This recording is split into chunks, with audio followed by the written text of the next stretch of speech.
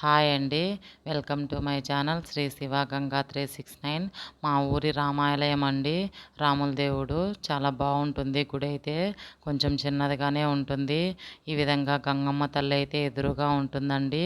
ముందుగా ఇలాగా గంగమ్మకు టెంకాయలు కొట్టుకొని తర్వాత రాముల గుడిలో అయితే టెంకాయలు కొట్టుకుంటారు. ఈ విధంగా మా ఊర్లో శ్రీరామనవమి మొదలు ఆ రోజు నుంచి 9 డేస్ వరకు ఎవరు కూడా నాన్ వెజ్ తినరండి. 9 డేస్ని జయంతుల్లాగా జరుపుకుంటారండి. ఒక్కొక్క రోజు ఒక్కొక్కరు ఉభయం పెట్టుకుంటారు. ఎవరికి స్తోమత తగ్గ వాళ్ళు ఇలాగా బొనిగులు అలాగే పానకం చేసుకొని ప్రతిరోజు ఈవినింగ్ ఇలాగైతే ఉభయం జరుపుకుంటారండి. ఇలాగా గంగమ్మకు పసుపు కుంకుమలతో అలంకరించి అందరూ ఇలాగ టెంకాయలు కొట్టుకుంటారండి. ధూపం దీపం నైవేద్యాలు అయితే సమర్పించుతారు దేవుడికి. ఖచ్చితంగా ఈ 9 డేస్ కూడా అందరూ చాలా నిష్టగా అయితే ఉంటారు. కొంతమంది మొక్కుబళ్ళు ఉన్న వాళ్ళైతే ఒక్కొక్కసారి దేవుణ్ణి మెరమను కూడా చేస్తారండి. అన్నదానం కూడా చేస్తారు. అప్పుడప్పుడు ఇలాగ 9 డేస్ లోపల ఎవరికి స్తోమత తగ్గ వాళ్ళైతే చేసుకుంటారండి. ఇలాగ చాలా బాగుంటుంది. ఈ గుడి అయితే మా ఇంటి పక్కనే అయితే ఉంటుందండి. ఇక్కడే ఒక చిన్న వేప చెట్టు కూడా ఉంటుంది. చాలా బాగుంటుందండి. చల్లగా ఉంటుంది. మధ్యాహ్నం అయితే ఈ వేప చెట్టు కింద అయితే ఇప్పుడు పిల్లలందరూ కూడా హాలిడేస్ కదా, అందరూ ఆడుకోవడానికి ఈ టెంపుల్లోకి అయితే వస్తారండి.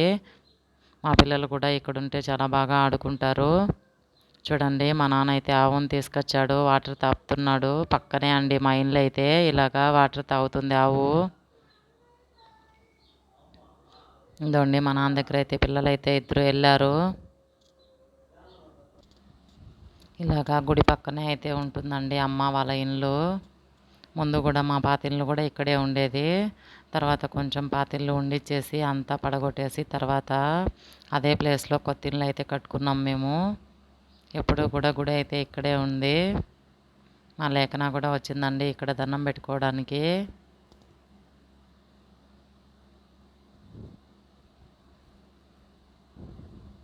పిల్లలైతే ఇలా అందరూ వస్తారండి ఇక్కడికి. చాలా బాగుంటుంది.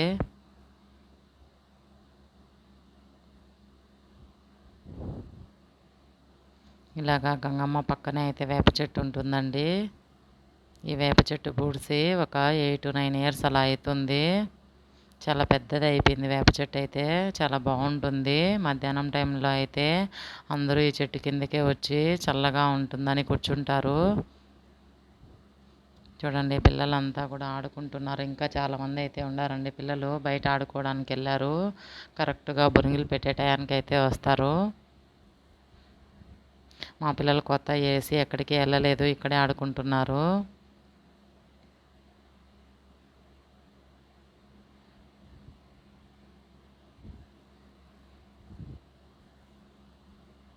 ఇదే అండి గుడి అంతా కూడా చూడండి ఇలాగా ఉంటుంది. బయట మా ఇల్లు ఆనుకునే గుడి.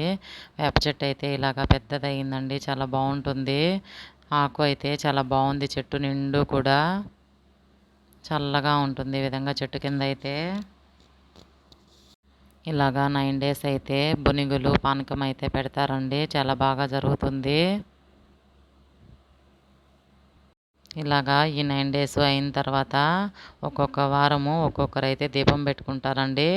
వారం రోజులు పెట్టేసి దీపం లాస్ట్లో సాటర్డే రోజు అయితే ఈవినింగ్ ఇలాగా అందరూ మళ్ళీ పూలమాలలు వేసి టెంకాయలు కొట్టుకుంటారు. ఆ రోజు బొనిగులు కూడా అయితే పెడతారు.